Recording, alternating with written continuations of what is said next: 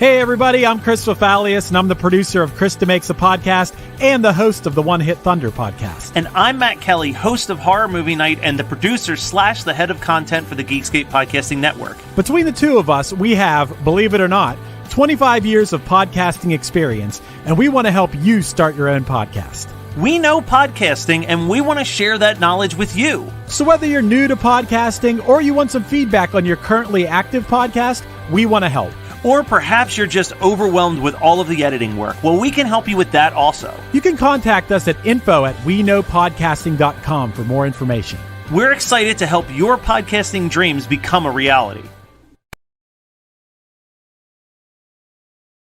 I'm a mess. I'm such a wreck. Hey Geekscapists, with Valentine's Day around the corner, we've decided to hook you up. Geekscape has partnered with the video dating app Filter Off to bring you a free and fun video speed dating event on Saturday, February 13th. To take part, all you've got to do is download the Filter Off dating app to your smartphone. Find the Geekscape event and RSVP with the code GeeksLove2.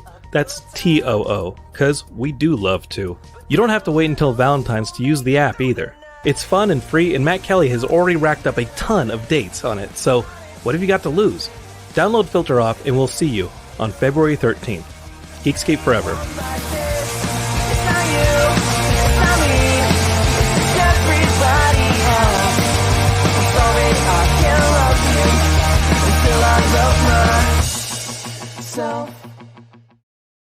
Hey Geekscapists, welcome to a brand new Geekscape podcast. I'm Jonathan London, and this is the part of the show that I have to slow down because when I'm editing the show, the minimal editing that I do, this is the part that I say really fast, and I end up throwing everything together into one long mumbled word. So if you ever think that I'm not from Texas, this part of the show is proof that I am from Texas, because I say things like, let me see if I got to get really fast. I got to get Quicksilver to do this. Let's see if I can do this. Okay.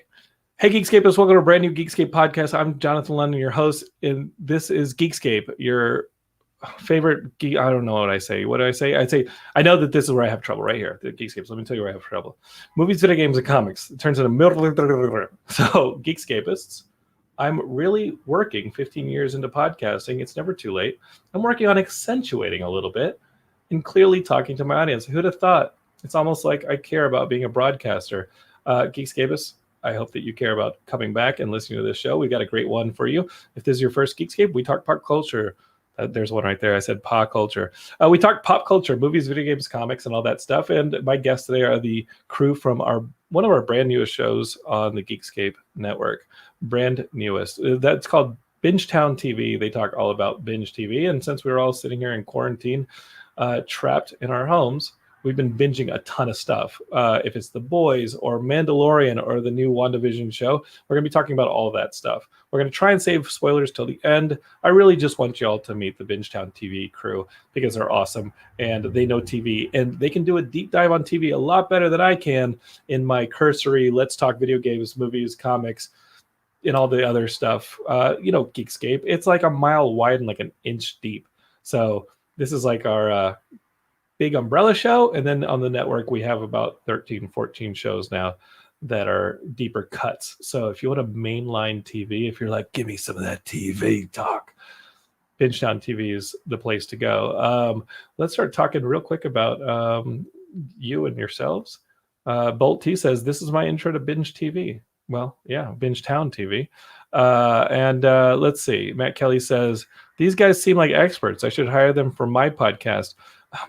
Oh, I think he's talking about the ad that he made where he self-proclaimed himself as the manager of content on the Geekscape Network or something. He said, I'm Matt Kelly, host of the Horror Movie Night podcast / Geekscape manager, content manager or something. And I was you know what? The only thing / about you is when you go deep dive on that / fiction you're reading all night. Okay, pal? Don't be slashing around here. Maybe Freddy Krueger is the closest you get to slashing, Matt. Don't start pruning your feathers here on my show, pal. Because I don't know, we love you. In all honesty, Matt's awesome, and if you want him to help you with this podcast, go for it. He does ask though, Matt. We do have a question for you, Matt. Do you do private sessions? That's from Seth Spanis in Texas. And I'm pretty sure Matt does do private sessions. Oh yeah, there's Bolt T. Thank you. Matt is the head of content at the Geekscape Network. You'd think he'd be better at making it. Okay, with Derek, who's the head of the website, it says, I've been listening to enough fast-speaking Texans and Friday Night Lights lately that he can finally understand me. Awesome. Well, I'm glad you're binging Friday Night Lights. You can now hear the way I talk. I'm from Austin, where they shoot Friday Night Lights. So a lot of those characters, if they're like really good actors, they will slur like I do. Also, I've been hit by shovels a lot, so that's why I talk like that. Awesome. What else we got? Okay. We got a good show. We're going to be talking a lot of TV. And maybe we'll be going into other places. Maybe we'll talk some video games and movies. But if you're a TV fan, that's what we got. My friend Katie's here to help me out with this because we got a lot of guests. The Bingetown kids, they roll deep. Okay, Katie? Hi. Kiddo. How are you doing? I'm good, man. It's been a crazy couple of months. I'm wearing bees right now, so we're at that point of a Monday. I'm wearing bees. I got bees on me. I got bees right here. I got they're not even pockets, but they look like they should be pockets. Katie, the thing. Okay, audio listeners. Yes, audio listeners. Katie's wearing a shirt that has bees all over it. I'm just glad you're not covered in murder hornets. 2020 really dropped the ball on that. Remember murder hornets? Like. Yeah, it was part of like the deluge of so many different things that it was just like, oh yeah, I completely forgot that murder hornets were a thing for a minute because the world was ending every single day. And we never got our murder hornets. I mean, someone got murder hornets because they got the name Murder Hornets. So rest in peace, murder hornet victims. It's gonna be our next little charity work that we're going to do. Is just I guess it's insensitive, but this is what I would have done. Listen, this is why they should have made me in charge. Okay, Katie, I'm going to tell you my strategic plan for all this. I would have, to save the budget, right? With people and there's going to be stimulus packages and things like that. We might go into like trillions and trillions of dollars more in debt to get out of this. But Katie, listen, I have a plan. Nothing matters. Okay. This is how I would have done things differently. Okay, this is how Jonathan would have thought economically. Rather than have the National Guard and have those poor kids spend the night in our nation's capital to defend it, against a possible insurrection during I would have filled the damn buildings with murder hornets. I would have just been like, come on. I would have turned the Capitol into a giant murder hornet nest. Okay. As like you just have it empty. Mm-hmm. It would have like the broadcast like showing old footage. So they're like, oh no, they in there. And then when Y'all Qaeda, Meal Team 6, when Y'all Qaeda shows up, I've heard that one. Okay, when Y'all Qaeda shows up, they're like, let's get them, let's get Pelosi, and they kick the doors in. Fucking murder hornets, murder hornets everywhere. They just start getting the murder hornets. Like put the murder hornets in Nancy Pelosi's office. No, put them in put the murder hornets in like in the Senate chamber. And they're like, we got to get to the Senate chamber. And they're sitting there like getting the tweets and they're figuring out where it is. And then the guy with the bullhorns does his little shouting yell. Yeah. But, get them all to go in there, right? Get them all to enter the Capitol. Lock the door behind them. Okay.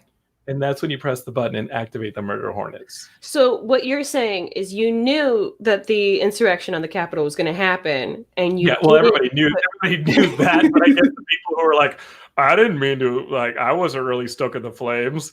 Yeah, everybody knew it except the people who were promoting it. I guess everybody knew there was going to be an insurrection that day. It was the worst kept secret ever. Right? But how great! Lock the doors behind them and then release the murder hornets. Okay, and like man, pair, pig, and stuff like that. Like have what? Do you think that we're gonna have like another insurrection somewhere at some point? Because like I know there was a lot of like a scare about the inauguration, so I'm really glad. Yes. Okay. We've been in this domestic terrorism situation since like Timothy McVeigh rolled his van up and was like, "Can I park this?" In like Oklahoma City. Like this is our reality. I'm telling you, mobilize the murder hornets. When any of this shit happens and you start realizing that there's some like weird ass hybrid animal that's coming to the United States, use it. Murder hornets don't want to get paid. Murder hornets ain't socialists. They don't want that. Like murder hornets are free. I'm hearing you. I'm thinking that you're kind of sounding like a Batman villain at the moment. Just putting that out there. Like, you're like, you know what we need is the murder hornets. You're just like yellow and black stripes, and that's all you wear. I'm gonna turn into Swarm, the Spider-Man villain, and I'm just made up of like hornets. Like, is Swarm hornets or is I know he's not bees. I think he's hornets or wasps. He might be. What's the difference between a hornet or a wasp? Just put murder. Just put murder in front of the name, just like you put robotic in front of the name. And robotic wasp, murder wasps, alien wasps. Just do that. Do that. Okay. They're free. Let them be free. Just let them live. You know what I'm pissed about? This is what I'm pissed about. Can I just tell you? And like, other than Al-Qaeda. Okay. What? I'm really happy that we're in a new place, and hopefully there's some hope and unity on the horizon. I never got my purge. And I fucking spent so much time putting nails through baseball bats, making clown masks, like joining gangs. I'm in 3 gangs right now, and they tattooed me, Katie. And I didn't get my purge. I didn't get my free TV set. I didn't get to like go and get revenge on those who had wronged me. And be like, it's Sneakle Dog. Remember me? I had all my taglines set up. I had my one-liners. I had all the like cool escape routes. Can you tell me like your action line, like right before you hit something? Like what was your I'm gonna kill you line? Katie. By the power of murder hornets, compel Katie, you. Hold on. Okay. Are you saying we may still not have a purge? And that you wouldn't be on my list if we do? I'm just saying what's your action line so that I know that I can like come up with my own where it's just not me going and just kind of wiggling away. I would suck in the purge. I'm just telling you right now. I don't want to say I'm like I'm unhappy with you, but maybe you'll still get a chance to hear it one day. Okay. Oh shit! Here we go. Threats already coming in, and it's not even from Incelbot. Remember these crazy eyes. The last thing you see is happening. All right, we got some comments here coming in. Tell me about the comments. Jim Paganelli set me straight. He says that the Spider-Man villain Swarm is actually made up of Nazi bees. I think you're right. Nazi bees. Just revealing all your cards here. This is like, you've been underground for so long. You know what? I think when I come through your door, when the purge happens, like a chainsaw, and I'm like, Katie, knock knock, which is ridiculous because I have a freaking buzzsaw. But Julianne Sullivan's gonna be right there to defend you. What up, Julianne? She rocks. You're getting all the love right now. They're saying Katie is a fashion icon. Oh my god, it is from Patagonia. Yep. Patagonia. I gotta tell you, Katie, we're gonna talk a little bit about WandaVision this episode, and Jim Paganelli wants to know if your shirt is a shout out to the mysterious WandaVision beekeeper from episode 2. Let's just go ahead and let's say there's some theories. There's some theories, guys. There's some theories, and I'm fully into it. I'm into it. Katie is either the beekeeper from episode 2 of WandaVision, or she is one of Swarm's Nazi bees. No! I'm not trying to be a Nazi bee. Okay, to Nazi bee or not to be? Nazi bee. All right, that was stupid, but expect more from me. We should just cut the feed now. We should not let them come on to this. We're all warmed up for the Bingetown TV, kids. We're all warmed up. Geekscapists, this is a family, and I know when we started Geekscape, the one thing I wanted to do was build a community and invite other podcasts on to the network to be part of our family. And I want to welcome some of our newest members. These are the kids from Bingetown TV. You can subscribe to Bingetown TV on any of your favorite podcatchers, and they'll talk TV while we're sitting around talking about mobilizing and militarizing killer bees. Here's David, Jim, Brian, and Kathleen of the Bingetown TV podcast. How are y'all? Hey. My idea is legit, though, right? Like, my idea is legit. I don't know. Like, let's mobilize some of these weapons, like some of these like scary animals that are like, oh no, I'm so scared. They're coming from Africa. You know, I'm about the quote. We were so preoccupied with whether we could do it, we wouldn't think of whether or not we should be doing it. Tales all this time. Yep. I agree with Katie. You're getting dangerously close to Batman villain territory with this idea. Or I could run an amusement park where we bring dinosaurs back from time. Like, one of those two, okay? Spare no moral dilemma. Katie, comes to the defense of our country. Katie, I just so happen to have this Magician's comic book next to me, and look at the inside. It's bees. Oh my gosh, you guys! So it might not be Nazi bees, but it's the Magicians. It's all connected, y'all. It's all connected. They're all evil bees at the end of the day. You know what? Didn't Candyman already do the bee thing? Seth asks on Facebook. Yeah, but we just keep bringing it back. Tell me about this Bingetown TV thing. Y'all are one of the newest podcasts here on the network. I love having y'all. How do y'all know each other? And don't say prison, because that's how all the podcasts are. So now we all... Oh, go ahead, Kathleen. No, I was going to say we don't know each other at all. You hit it, Brian, because you're going to say something not sarcastic.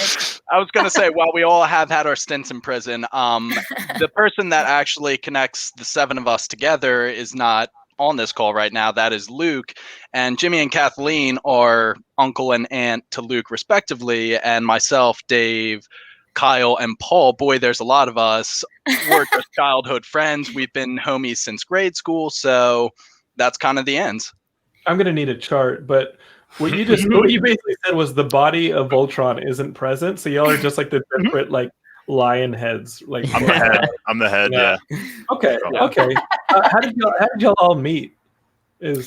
So me and Jimmy were born first. We are the siblings. Our sister. They're old.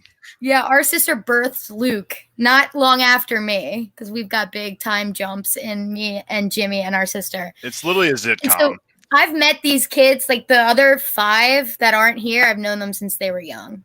But we're not that far away in age, so it's kind of weird that way. The Bingetown universe is going to be so complex, and I can't wait. I started a chart off camera where I'm like doing the tree branches. It's like totally dark. You're Charlie Day, or like. Yeah. We start adding these shows to the network, and I'm like, okay, how do they connect, and what is this, and what? I don't know. I don't even know what's happening on Geekscape half the time, and I think it's better that way, because you heard my intro. That's the kind of lunacy plans that I have. So you know what? Y'all are in good hands with Matt, the self-proclaimed head of content of the Geekscape Network. You'll never live down self-proclaiming that, but I love him. He's like a younger brother to me. Don't take that literally, because I don't want to start another chart. Do you all like watch TV together, or do you all just like text each other and be like, "Hey, have you watched the latest Mandalorian yet?" Let me take it over for here, guys. Yeah. Basically, I would say for like the bigger shows, like when Game of Thrones was airing week by week, like we were definitely meeting up for that. Like always communicating. Westworld was another big one for us. Although with everything going on now, it's a little tougher to do that, and we all, have our own separate jobs that work different hours, so it's kind of hard to meet up together anymore. But if there is like a show that we feel like is like it's a necessity to be there for, we're on it. Yeah. And y'all literally watch it at the same time while streaming together, or like hanging out? You Zoom? No, so originally what happened was for years we were texting just all the time about TV, just back and forth with each other. And then we all went on a trip to Iceland together for Luke's college. Yeah, no, sorry, Dave.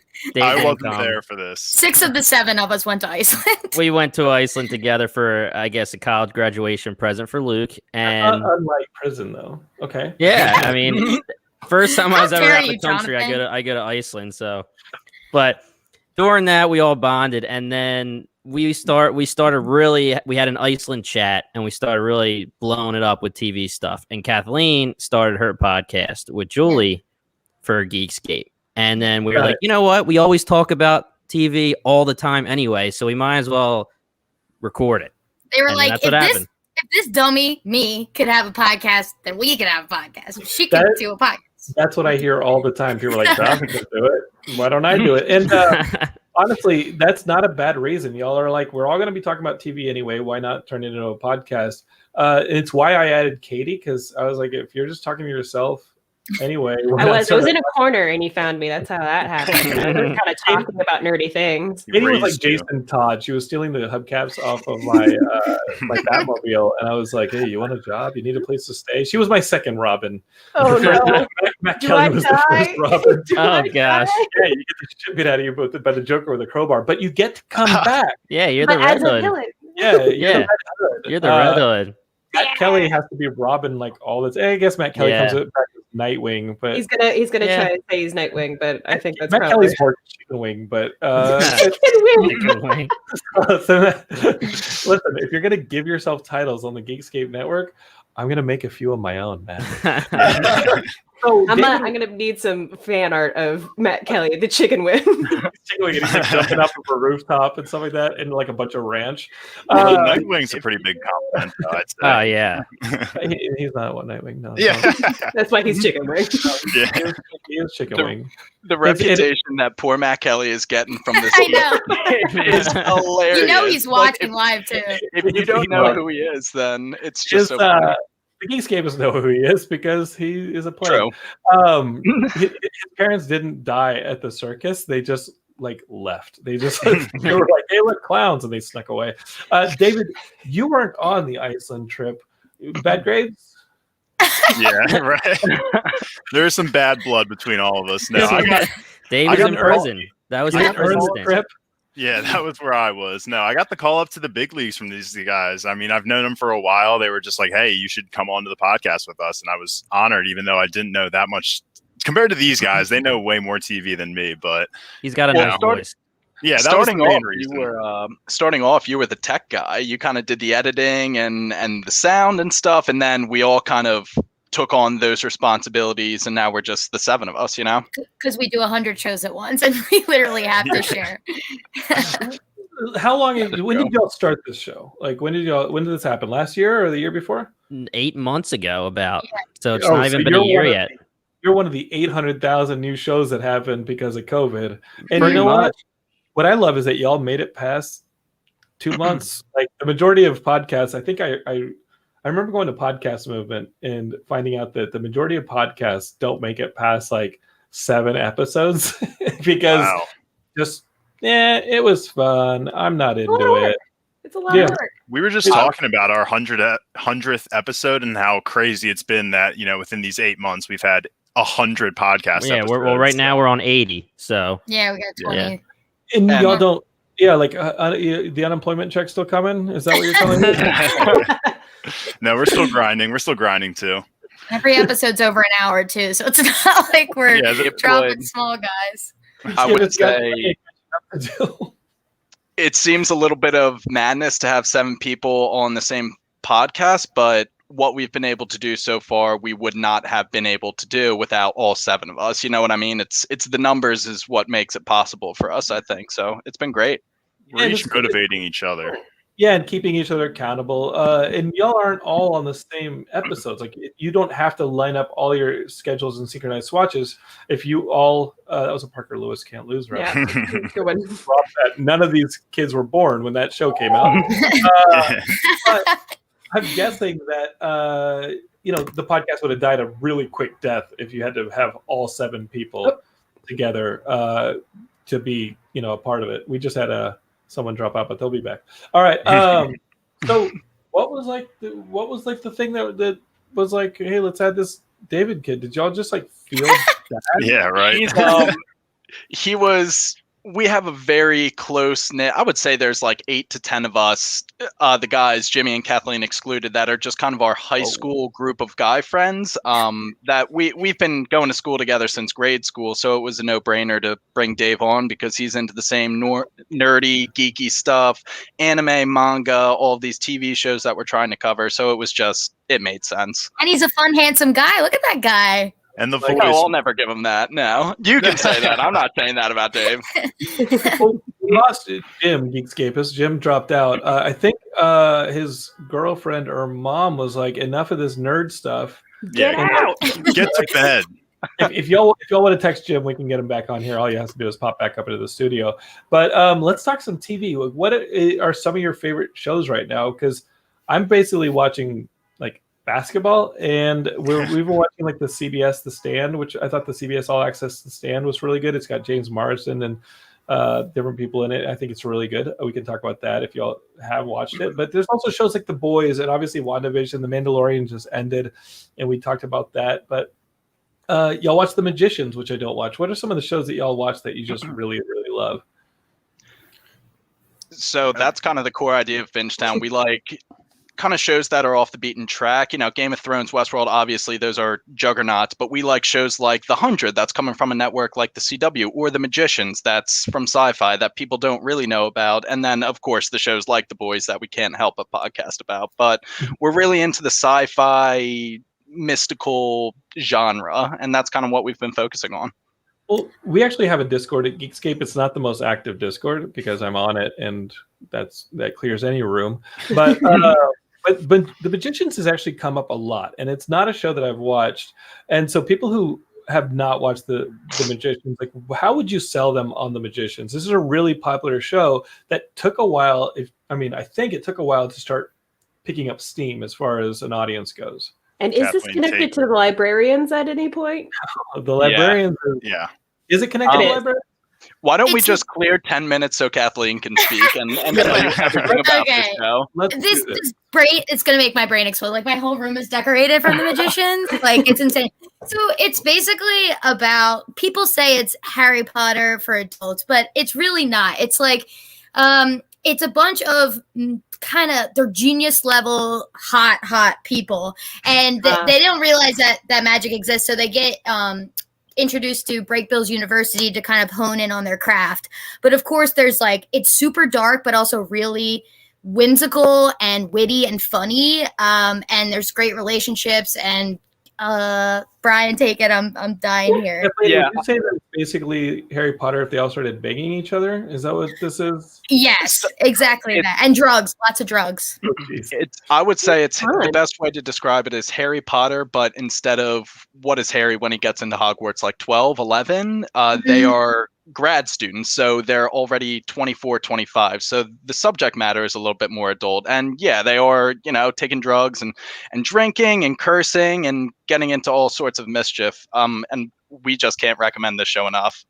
The show's very whimsical at points, and like it's just unbelievable what it does compared to other shows, honestly.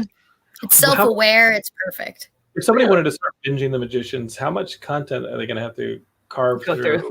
So it's 5 seasons, 13 episodes each, and it's done. Okay. Trust me, you'll find yourself binging that very quickly. Like once you get through season 1, there's some mysteries to it. Okay. And is this something that you would watch on like Netflix or on Hulu or Netflix? Netflix. The fifth season just dropped on the 15th of January, which is why Bingetown has been covering it like gangbusters the past few weeks. We've been doing it like every 3 days. We've been covering it. It's. And if we didn't make it.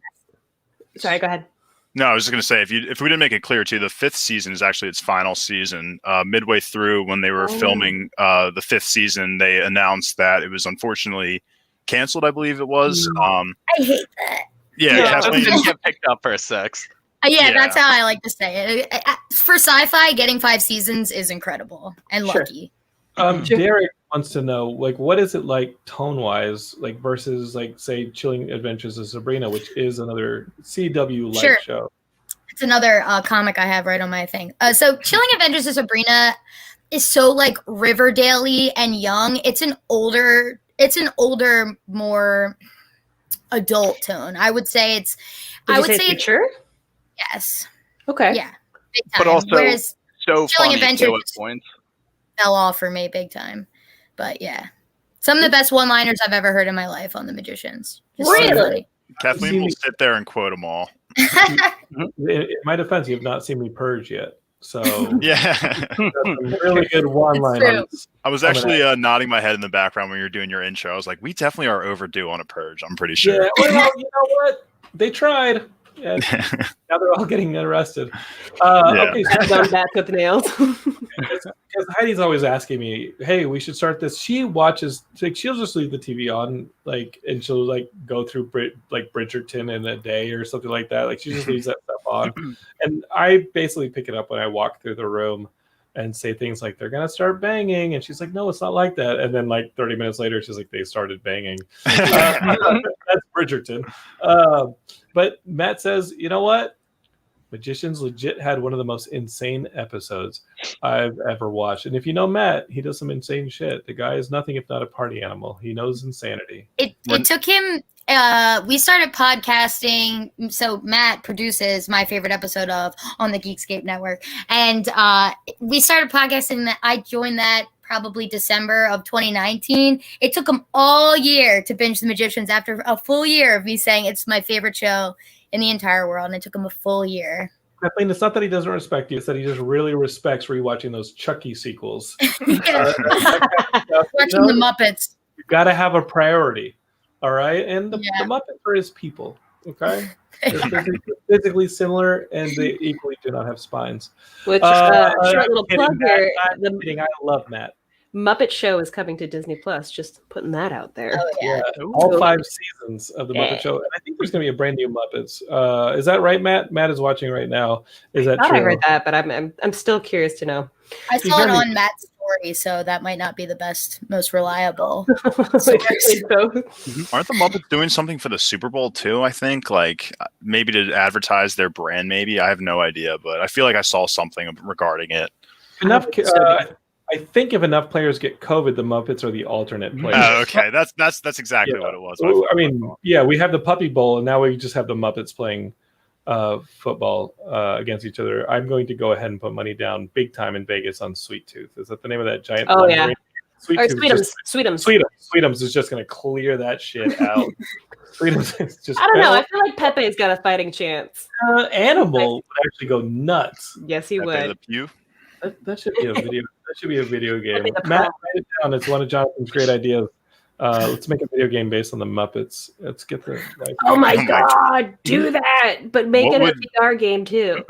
Okay, VR. I was going to say would make sense, but where is the story? What are we going into here? You get turned into a Muppet. You're lost in New York. It's Muppets in New York. The video game in New York. Matt has jumped in to say they are bringing back the original 5 seasons onto Disney Plus, and they've already actually produced the worst season of Muppets he's ever seen. So hopefully they're just giving us the good old stuff and nothing else at this point. And you know what? I would not mind them doing a new season of the Muppets, but they really have to have some marquee talent, like they did with the films. The films had the team from Flight of the Conchords, and I think that having Brett McKenzie from Flight of the Conchords doing the music and that level of genius is kind of what you need if you're going to bring the Muppets back. You can't have a bunch of old comedy writers doing Muppets because they need the modernization, but they also need to be funny.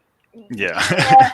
Yeah, I really did try with that Muppets Office show, and not the greatest. Muppets Office show? It was kind of office-like, wasn't it? Yeah, it's a single cam comedy, but with Muppets, and I don't remember what it was called, but it was okay. It was all right. Yeah, it had the joke to laugh ratio wasn't too high. Chris Fafalios, who hosts the One Hit Thunder podcast on the Geekscape Network, jumps in on Facebook to say, "Here we go with the fucking Muppets again." What do you mean again? Matt Kelly loves the Muppets. Oh, okay. Chris is one of the only survivors of the great Muppets disaster of the mid '90s. So that's what he means. Chris barely escaped life when the Muppets got rabies. So that's definitely going to be a show. I had no idea the Muppets had such a passionate following over the age of 5. Honestly. Those 5-year-olds grow up. No disrespect. I'm generally unaware. Have you met Matt Kelly? Briefly, yes. Apparently not enough. I feel like Matt Kelly and I have a lot to talk about because I did not realize this. Yeah, no, you'll get 10% of that conversation. I'm kidding. Comic-Con's going to be an earful. I hope we go back to Comic-Con. Get your vaccines, people. And Matt is either really loving this conversation or he's really sad. Okay. So let's talk about some of the other popular ones. And The Magicians, the question is is it related to the Librarians? It's not. It's its own book series. The Magicians was a book series that was adapted into this thing. And the Librarians is different. And Geekscape, if you're a fan of the Librarians, I did an interview, I think 2-3 years ago with Dean Devlin, the executive producer who is in charge of that. And he also produced Independence Day and one of my favorite films, Universal Soldier. Yeah.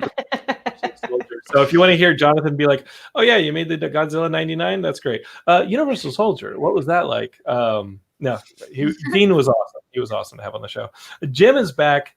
Jim, back. There he is. Is it true that you and David had a fist fight Is that they were talking all sorts of As long as he said I won. Okay.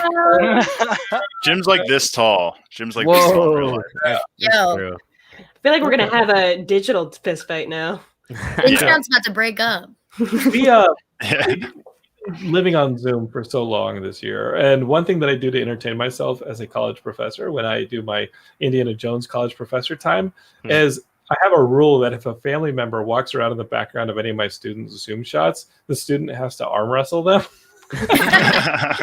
And I've had my students arm wrestle their family members in class, and there may have been some Venmo betting, but That's awesome. I hope there were some upsets. I got to be entertained too if I'm going to be teaching these classes, and I like to run my classes like Bartertown. I'd like to just be like, 2 students enter, 1 student leaves. Just wait until I get that vaccine and we're teaching in person.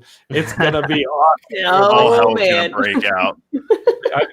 Thunderdome and Making a ring with lighter fluid on the gasoline on the floor. I'm like, get inside the ring. Let's light it. Let's go. The Joker from Dark Knight breaking the stick and giving them. Pencil. All right. So we talked to magicians, and that comes with a huge Kathleen recommendation. Yeah, you missed it, Jim. I'm actually gonna check into it because honestly, like it's on Netflix. You know, I figure why not? Why not? Heidi will be done watching it by this time tomorrow. You might be. It sucks you in, honestly.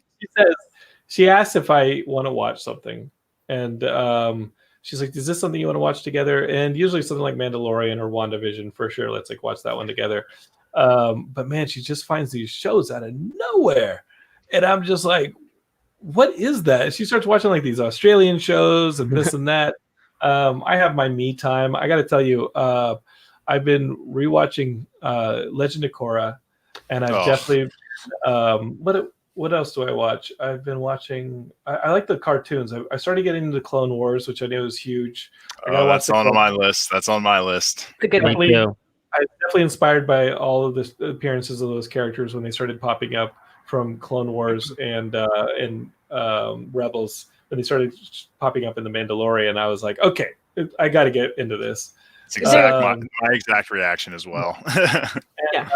And Heidi is weary of me making her sound like a lazy couch potato. She's not. She just has the TV on in the background, and I don't know how she absorbs this content. But one thing that I've been watching, because I am a 7-year-old and I mainly just watch cartoons and basketball, is I'm watching a season of a show that I love. It goes straight to my childhood. War for Cybertron, this new series that Netflix has, the Transformers, and we've had FJ Sasanto as a friend. He's an executive producer of the show. He's been on the Geekscape before, and Gavin Hignight's been on Geekscape before. He's a writer on the show.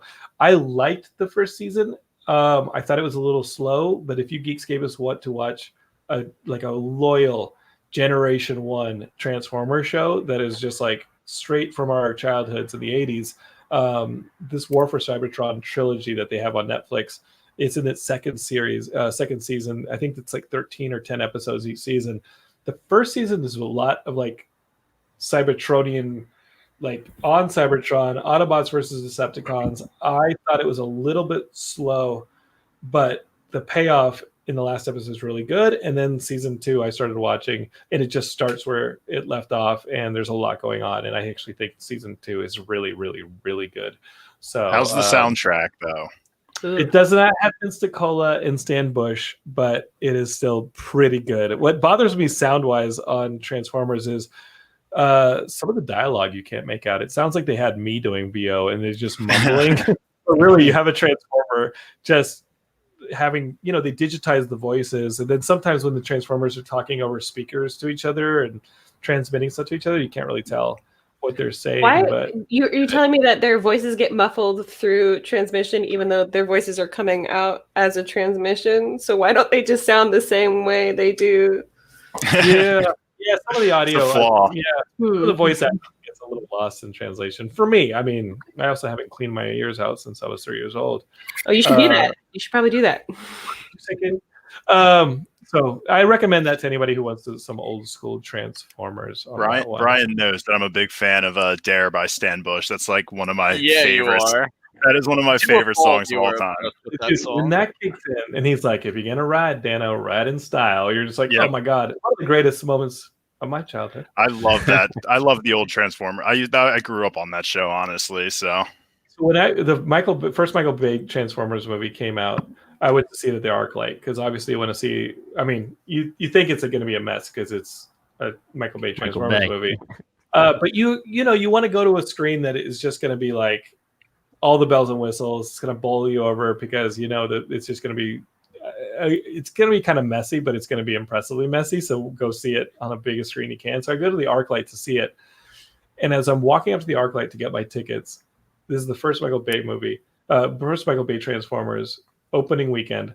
Stan Bush is sitting outside of the ArcLight selling his CDs from a card table. And I was like, what? And I walk up and I have the photo. I have to find the photo somewhere, but there's a photo of me with Stan Bush holding up his new CD. And I bought his new CD because holy shit, I felt so bad. He was like, "Hey man, I'm Stan Bush." And he has like a Western twang. He lives here in LA. Really? Yeah, I felt that guy did not get his due. I felt for making some awesome songs. He created some excellent scores for a lot of different TV shows and didn't get the credit, man. I agree. Yeah. I'm with you on that one, David. If I ever did a Transformers project, I would want to have Vince DiCola. The first person I think of would be Stan Bush. Yeah, and Vince DiCola had those like soundtracks that were pretty awesome for the movie.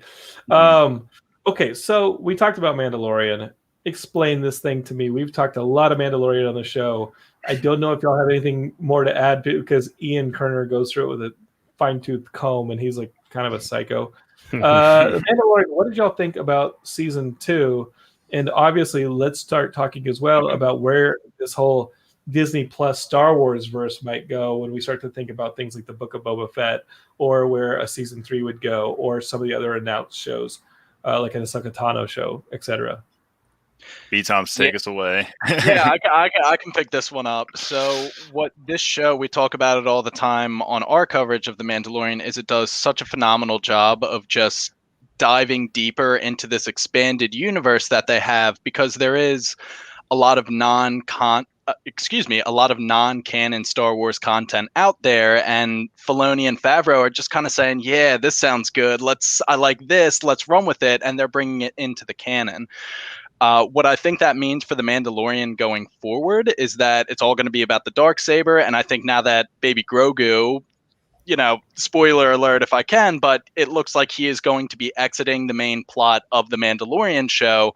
But I think him and Luke are kind of going to pop up in all of these different shows that they're coming. But I think The Mandalorian is really going to start focusing on the planet of Mandalore and this kind of power vacuum that has been created since the Empire kind of ruined it. And our boy Din Djarin, Mando, now has the Darksaber and, potentially has claim to the throne of Mandalore. So it could be him going around with Bo-Katan and figuring out who is going to lead this planet of Mandalore, and more importantly, the Mandalorian people who are completely fractured right now. So I think that's it. I could even see it becoming a little bit more of a political show, but at the heart, the show is, what do they call it? Like a space soap opera or something, where it's just these random missions every episode. So who knows? But I'm super excited for this show and, all the shows that are coming out. And I think they felt so confident with what they had in The Mandalorian that's why they're giving it 8 other shows with Yeah, they're going crazy. They're just spinning off with everything. It's amazing. I'm sorry, Katie, go ahead. I was just going to say, I think it's interesting that you think that Luke's going to come back. I feel like we had our Luke moment, and I don't think we're going to see him too much in the following season. Like maybe once or twice, that'd be cool. But I don't think. So now my dream is to get an animated Luke Skywalker series following his Jedi school. I think that would be the perfect way to do it. But I do think they can't be done with Grogu. He is a cash cow for Disney. They can market the crap out of him. Like, that is not the last we're seeing of Grogu. Okay. And if Grogu is with Luke, then, but like I said, I think the words that I used were, I think we're going to see him pop up here and there. So I think we're going to get cameos of Luke just doing his thing in maybe the Ahsoka show and the Lando Calrissian show and the Book of Boba Fett. Like, all of these characters are going to be around, and I think what they're going for is kind of an MCU-esque kind of Star Wars universe going on. I mean, the Obi-Wan show is happening. I don't know. I'm just so excited. Hopefully you can hear it in my voice. But I think all of these characters are going to start just kind of crossing over, like Ahsoka was in The Mandalorian, and I think Mando is going to be in some of the other shows. So I think, and honestly, when I think about what they're presenting, and obviously Obi-Wan is going to be a prequel to a lot of these series, but yes, there is, and the Lando show is probably going to be later, but when you think about the Ahsoka show, Book of Boba Fett, and the third season of Mandalorian, I think Ahsoka is going to be pretty specific on continuing where we last saw her in Rebels and then chasing Admiral Thrawn. And like you said, Filoni and Favreau are really great with looking at all that stuff that either Dark Horse created or that were the novelizations and got thrown out when Lucas went to Disney. And they're picking and choosing the good stuff, right? They're saying, okay, like the Thrawn stuff is great. Let's put that in Rebels. This stuff works. Let's put that in there. We might have a Defenders situation where you have 3 or 4 of these concurrent series working together leading up to that ultimate series where maybe it's not a full 13 episodes or 10 episodes, but maybe you get 6 or 8 where they all converge together again and you get your Grogu and you get all of that. Because I think you're right. I think that we're going to have a little bit of Mandalorian season 3 being have gun will travel as it's been going around the Outer Rim, collecting the Mandalorians and putting them back together to create a nation. And then does Mando want that title? He clearly doesn't, but I think he's going to inherit, like, he's going to fill the shoes. He's going to fill the jetpack. In some capacity. He's going to fill the jetpack. Matt Kelly asks, I mean, this is a wish from him. He says, I want an anthology series based on Kevin Anderson's Tales of series. I read all those. I read the Tales of Mos Eisley Cantina, the Tales of Jabba's Palace, and all that stuff is no longer canon. But obviously, if there's good stuff in there, I feel like Filoni and Favreau will find it and start putting it all together. We have not seen. I mean, I think that it's all going to turn into one big Defenders-like series. The franchise, after the 3 sequel movies, I finally feel confident that the franchise is in good hands, and the ship has been steadied, and I think we're going to get some really good content.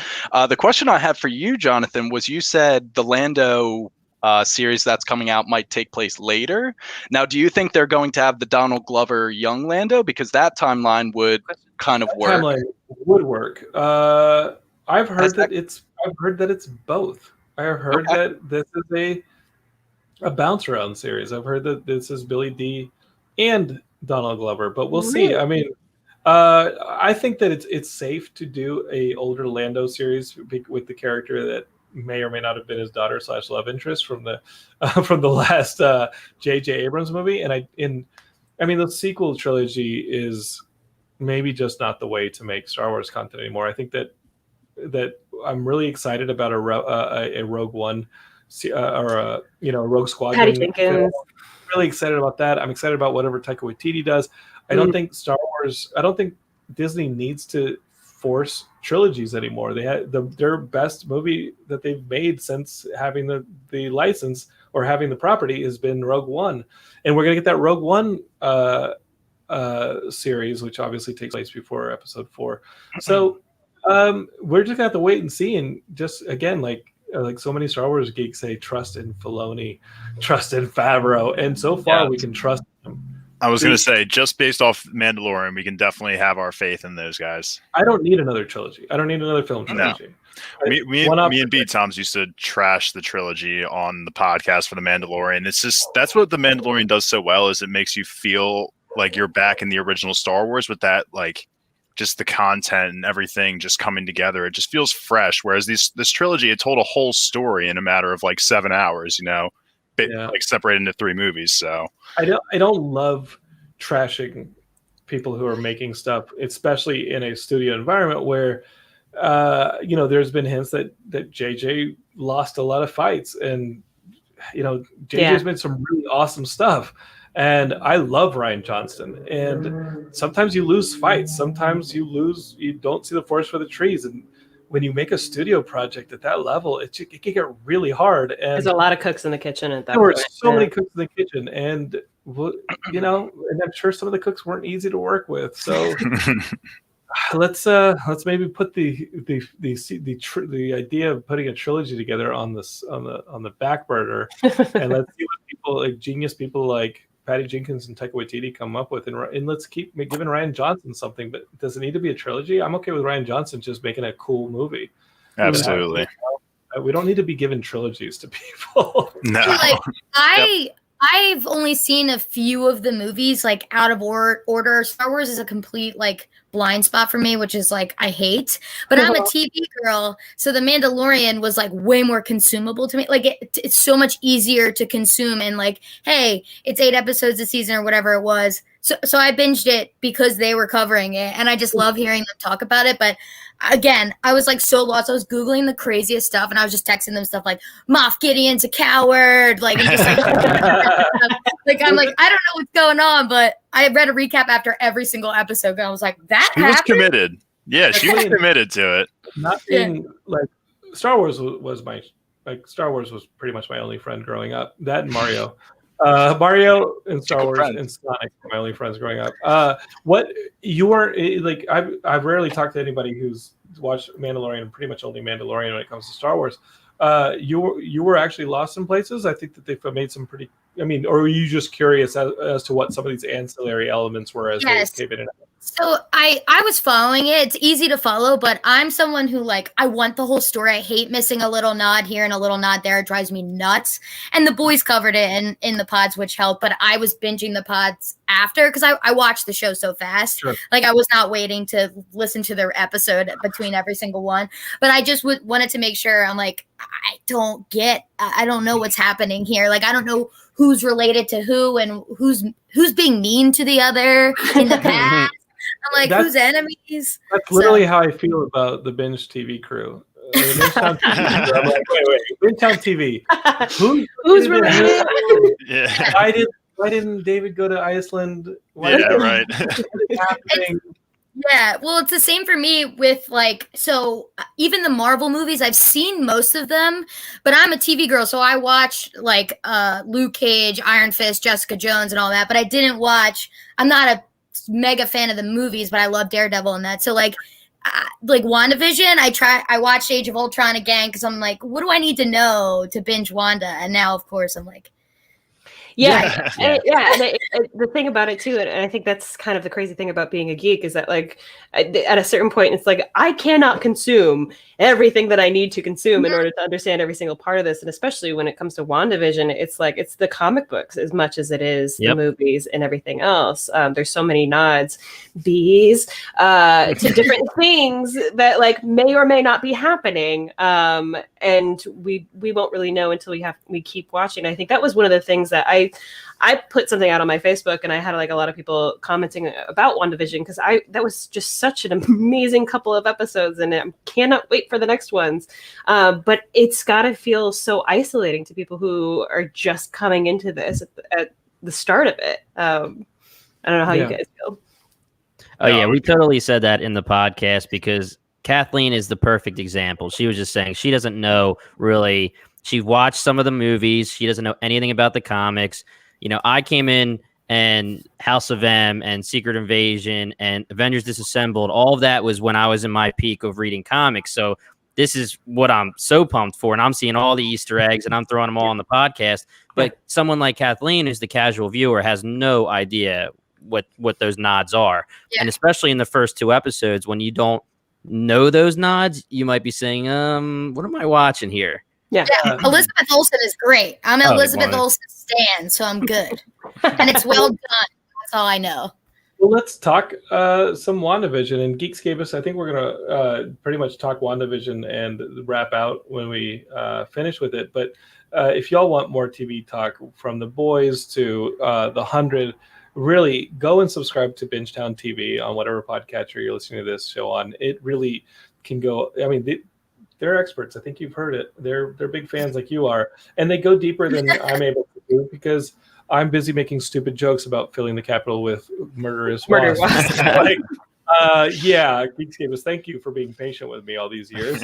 But if you actually want, I don't know, informational content, you might want to subscribe to one of the other shows on the Geekscape Network. If you want asinine commentary on global events, you came to the right place. And Neil Fisher actually says, really loving the Large Roundtable style podcast. Neil Fisher is a fantastic guy, a producer here in Hollywood who has his fingers in many pots, and you've probably seen a few of the things that Neil's a part of. So let's Neil, I love you, buddy. Let's talk WandaVision, and so Geekscape is towards the end of this. We'll probably be discussing a bit of episode 3. So I want to give you a spoiler warning now. If you haven't watched episode 3, go and watch it. And obviously, at the culmination of this season, which I think is 6 or 8 episodes, we're going to end up doing a big deep dive with Ian Kerner at the end of it. So these will only be spoilers to episode 3, and I'm looking forward to it because I'm kind of coming at you from where Jim is. As Jim was talking about being into comics as a kid when Avengers Disassembled and led into House of M and all that stuff, I was just like, oh, sweet child. As an older dude who's been reading comics since like the late 80s, I really think that Avengers Disassembled, and before that, the Avengers run that kind of came back from like the heroes coming back from Heroes Reborn, really was like Kurt Busiek did a run on Avengers to bring them back into the actual Marvel universe. And I don't know how deep you want to get into comic books, but there was a trailer released today from Marvel that is celebrating Heroes Reborn. And what Heroes Reborn was, like, the Marvel universe really kind of stunk in the mid 90s, and it was directionless.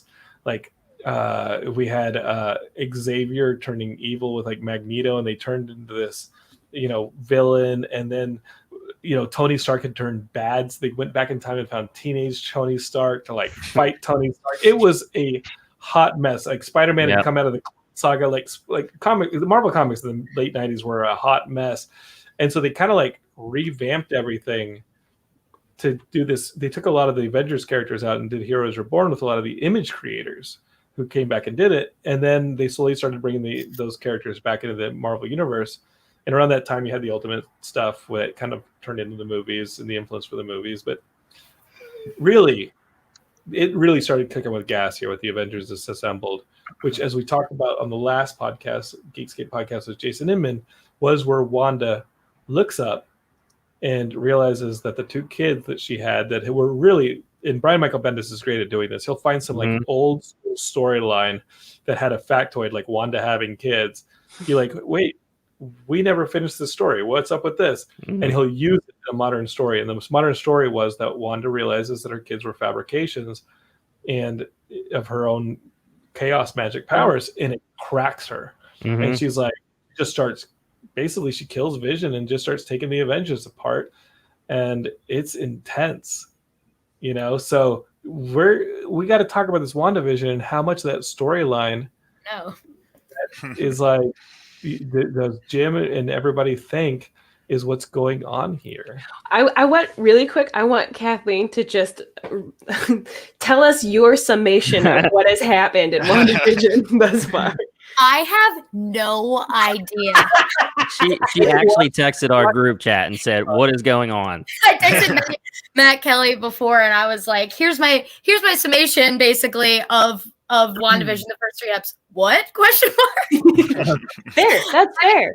I am literally just soaking it in. I'm just watching, and I'm like, "Oh, next episode, like the parroting is awesome." Yeah. No, I mean, the Dick Van Dyke Show stuff like that was so clear. Like it was season 1, episode 1 of the Dick Van Dyke Show. I mean, there's so many shout outs and so many things, especially to like just the style of the comedy that they're doing. It's so brilliant. And like the casting in it, I was like, oh, of course she would be great in that kind of a show. I would watch this even if it wasn't, kind of the sci-fi out there craziness. Like these shows, it's actually really funny. Like, and then they did like the Bewitched stuff, which was like, we had 2 like magical people in a Bewitched. How crazy would that be? Catherine Hahn's also amazing in it. So good. Unbelievable. Unbelievably underrated as an actor. I know. She's a Swiss Swiss Army knife? Is that what they call it? Swiss Army, Yeah. Show does where like discovering her sexualization, like her sexuality after her son leaves to college. Heidi was watching that one. I think it's an Apple TV show or an Amazon original. And she basically plays a mom who is an older mom, and her son leaves to college, and she's free in the house, and she's like, fuck it, I'm going to start getting sexy, and starts like really exploring her sexuality. And so when she showed up in WandaVision, Heidi was like, I love her. And I was like, yeah, but I don't think she'll be masturbating all the time. And You never know. You never know. Yeah. You never know. I mean, well, and that's the cool thing too, is that they're going to be doing all sorts of different styles of like sitcom TV to the point where they're going to get to the point where they're doing like a Modern Family style television show, which I'm very excited to see. Like, just like beaming the camera, like what are their talking heads going to be? You know? Don't crucify me, but I have personally not been a fan of the formatting. I'm a guy for story. You know, I enjoy these references, even though I didn't really watch these original shows. But it's interesting to see how they're doing their take on them. But I'm in it for the story. I think based on how the last episode ended, and with episode 4 to come, Kathleen, I think episode 4 will hopefully answer a lot of your questions that you have. But I think they've been. I don't think it's interesting to me. It's a weird take for me, honestly. So I shouldn't say that I don't like it. It's just it's new for me. Okay. Well, it was interesting to do the podcast with you, Dave, and even Luke too, because you guys are not to the part where Kathleen is, where you're not knowing exactly what's going on. You guys know stuff, but you don't have the comic knowledge. So it was pretty fun to see your reactions when I was talking about the Easter eggs and some of the nods, because again, some of them weren't caught by you guys either. And if you're not catching them, you are kind of saying, what's going on here. And I know you were having a problem with, 27 minutes of, 27 minutes of sitcom and 2 minutes of getting some story for what's going to happen in the MCU. Mm-hmm. But, once episode 3 happens, throughout that whole episode, you're getting some information. And I was saying from the very start that I thought that once it's all said and done, 9 episodes, it's going to be one of the best things Marvel puts out. I just think, with House of M in the background and just where I would theorize that it's going, I think it's one of the best things that they're going to do. And in episode 3 just kind of proved that for me, because, I think a lot of people thought it was by design that episode 1 and 2 came out together, because if episode 1 came out and then episode 2 came out 2 weeks apart, 1 week episode 1, 1 week episode 2, and it's kind of the same where you're just sitting there with that sitcom and not getting a lot of progression in the story, people might give up. But we got that in 1 week. And now right away, the second week, we get episode 3 and we're moving forward. And I think episode 3 was phenomenal. Yeah. The first 2 episodes, we could watch them all in one day. And I felt that they were peppering us with hints enough that it was kind of like the same pace that we were getting them in Lost. It felt very much like the Lost structure of feeding us breadcrumbs. And then episode 3, it just starts aggressively throwing us hints at what's going on. So through the first 2 episodes, let's think about what our ideas. The last time we saw Wanda was in the last Avengers movie, and they had successfully taken out Thanos, but she lost Vision in the one prior to that in Avengers. Infinity War. And you have to ask yourself, did Vision get downloaded successfully into the Wakandan computers and all that stuff? Is Vision in there anywhere? But ultimately, does it matter when Wanda can just make Vision, as in episode 3 of WandaVision, or the end of episode 2, it's clear that she's kind of making her own kids. Right. And we knew that it was going to be Tommy, and and we knew the kid. I mean, you knew it was going to be the kids who are the Avengers, who are later in the comics. You knew it was going to be the twins, and I was super excited by that. Yeah, especially when they pulled the 2 out, I was like, oh. Yep.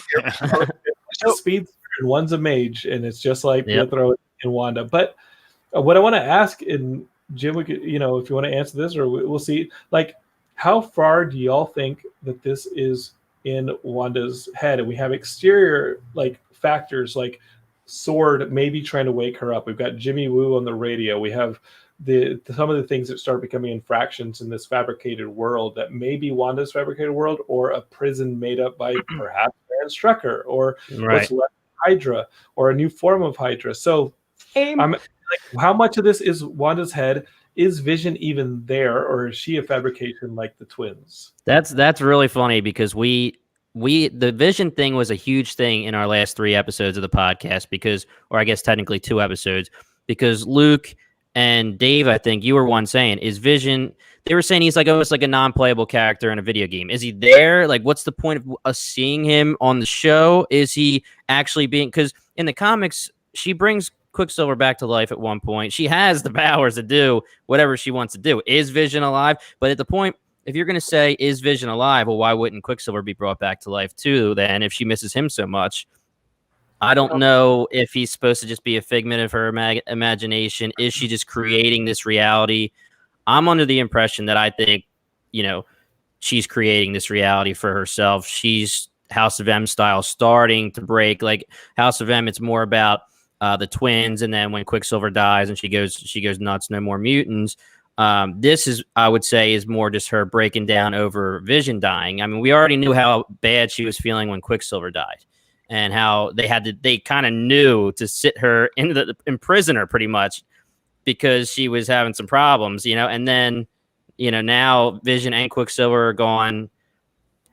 I don't know. I have a feeling that it's just going to be her. It looks like a bubble, obviously, like you said. Is it a prison and swords all surrounding it, trying to get in, or is it her putting that self-imposed prison? She definitely has some kind of control over it, because we already can see that she can control the time, and she just straight up says no, and we're back. Like, she's time a few times in the last 2 episodes.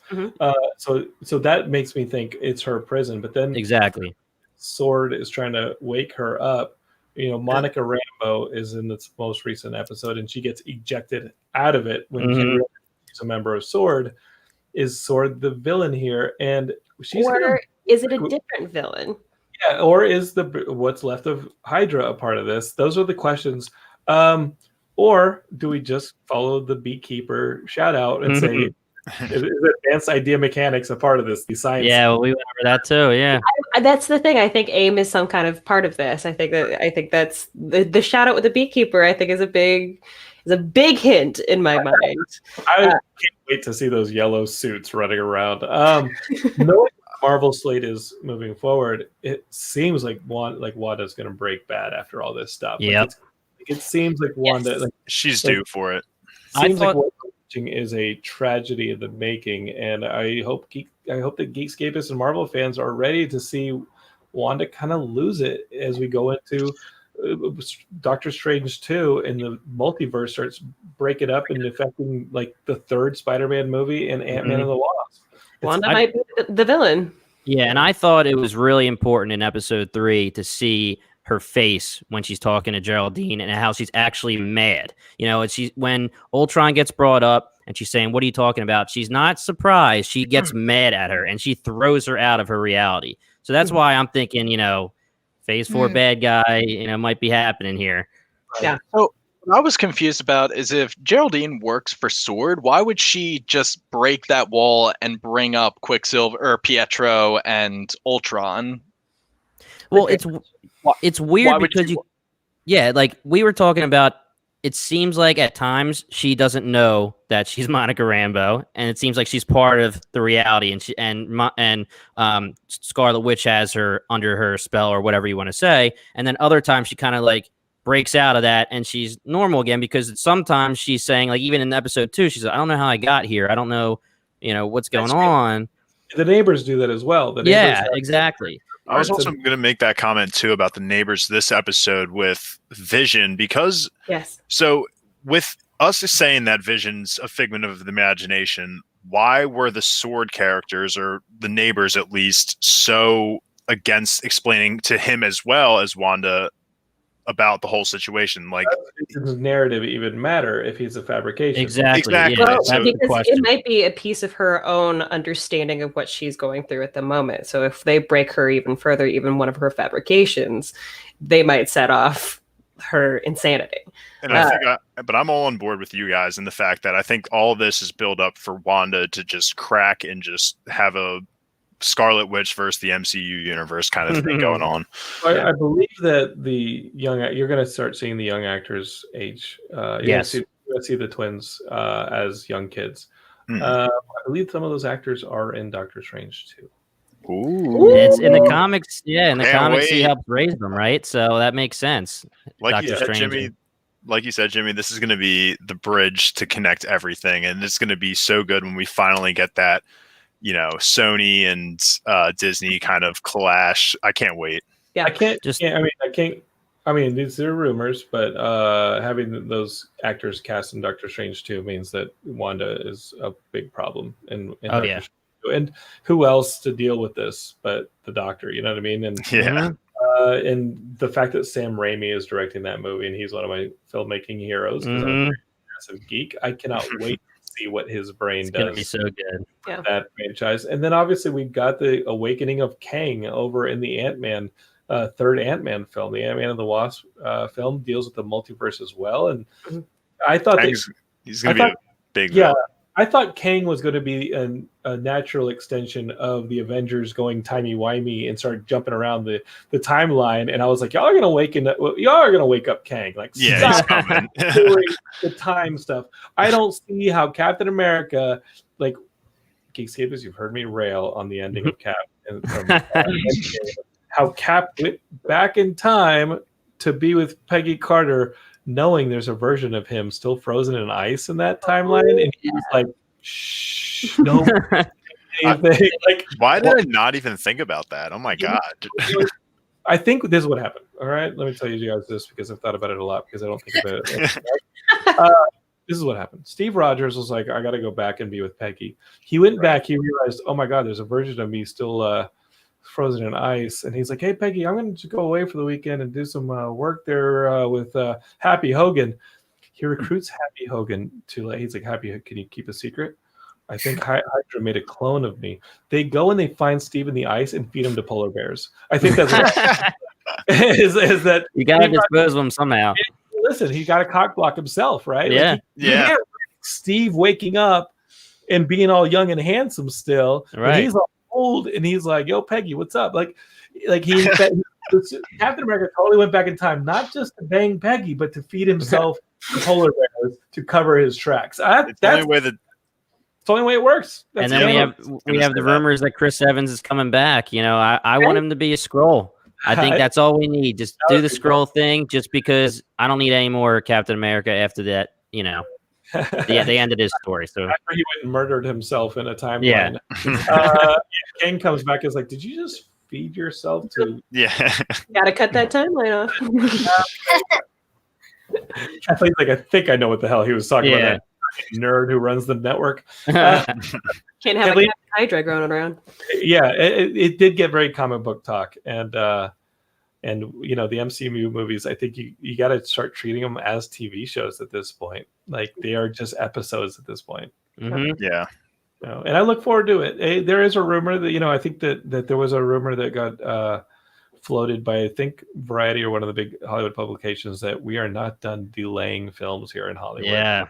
Black Widow might be the next one that shifts from May to a little bit later when we all have our vaccines and stuff and can go back to the theaters. Disney does not want to lose money on that thing. They don't want to have a situation like that. Yeah. People are thinking maybe Spider-Man as well, because Morbius was already delayed. Mm-hmm. Mm-hmm. Yeah. So we'll see. I mean, it's a fun time to be a geek. We're all going to be stuck at home for a little bit longer and watching Kong versus Godzilla and all that stuff content. And as I've said on the show, I do believe that we love theaters. I know that y'all have Bingetown TV and that y'all are made for the quarantine, but I love sitting in a theater with my popcorn. Oh yeah, I love it, and I agree.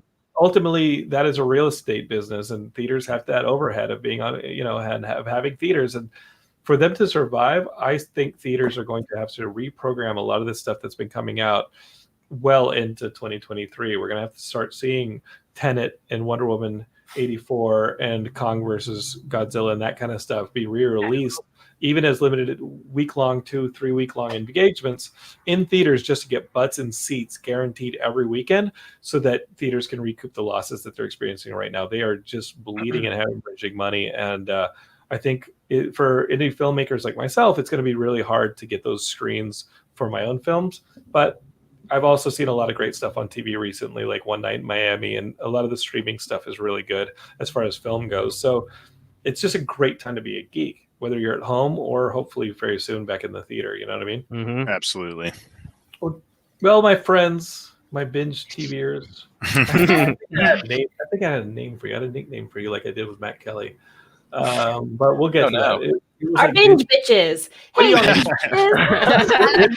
What do y'all call each other? Like, we call ourselves Geekscape. Binge Townies, right? Yeah. I like that a lot better than my. I like that one a lot. You know what? If we're gonna purge, let's go purge in Bingetown. There you go. I'm ready. Your boy's ready. I'm ready for it. Let's start a gang. Who runs Bingetown? You run Bingetown. I'll be in your gang because I don't want to hear your kill slogan. Yeah. Let's do that. He's marked himself safe. Geekscape, subscribe to the Bingetown TV podcast. Again, it's anywhere that you can this podcast or any other your favorite podcasts. Like, we got them on the Apple Podcasts, we got them on the Spotify's, we got them everywhere, and we got more Geekscape content coming on the network. We got some fun stuff happening, like our speed dating event, February 13th. Matt Kelly's going to be a part of it. He's going to have fun, and all you got to do is you got to download Filter Off. It's a computer, it's like an app on your phone, and it's a video speed dating app.